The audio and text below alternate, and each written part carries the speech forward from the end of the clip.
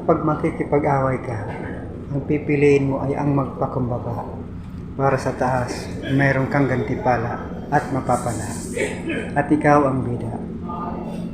Minsan, gusto kong gumanti sa mga taong nanakit sa akin. Pero hindi nila ako kasing sama. Kaya napapaisip na lang ako na si karma na lang sa kanila ang bahala. Dahil hindi na ako yung dating nangungulit para lang may makausap na ibang tao.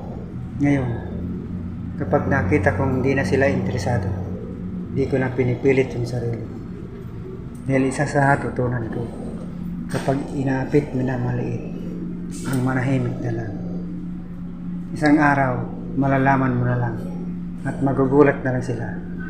Tinaas ka na ng Diyos.